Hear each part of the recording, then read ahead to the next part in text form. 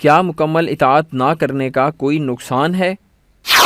افتؤمنون ببعض الکتاب وتکفرون ببعض، کیا تم ہماری شریعت اور کتاب کے ایک حصے کو مانتے اور ایک کو نہیں مانتے؟ ایک حکم سر آنکھوں پر، ایک حکم پاؤں تلے رون دیتے ہو۔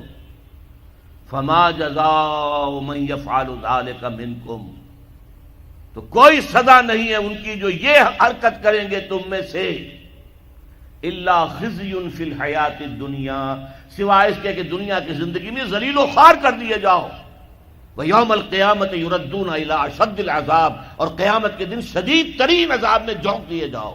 وَمَا اللَّهُ بِغَافِلٍ عَمَّا تَعْمَلُونَ، جو کچھ تم کر رہے ہو اس کی حقیقت سے اللہ ناواقف نہیں ہے، بے خبر نہیں ہے۔ تم آئے ہو حج کرنے، داڑھی لمبی ہے تمہاری، اللہ کو معلوم ہے حرام کی کمائی سے حج کرنے آئے ہو، حرام کی کمائی سے عمرہ کرنے آئے ہو۔ تم نے مسجد تو بڑی شاندار بنوا دی، تمہارا کاروبار تو حرام کا ہے، سٹے اور جوئے کے اوپر کاروبار کر رہے ہو، بینک سے سودی قرضہ لے کر کاروبار کر رہے ہو، تو مسجد بنانے کا کیا تمہیں ثواب ملے گا؟ اللہ تعالیٰ کو تو نفقات جو ہیں، صدقات و نفقات صرف وہ قبول ہیں جو پاک اور حلال کمائی سے ہو۔ حرام کی کمائی سے تم نے کچھ بھی لٹا دیا ہو، اللہ کو ایک ڈھیلے کی اس کی قوت نہیں۔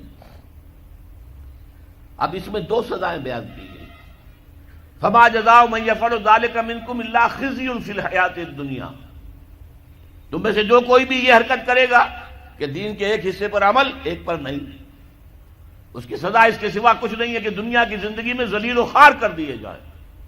یہ تو نقد ہے جو دنیا میں ملتا ہے، اور آخرت میں جو سزا ملے گی وہ یوم القیامت یردون الی اشد العذاب، اور قیامت کے دن شدید ترین عذاب میں جھونک دیے جاؤ گے۔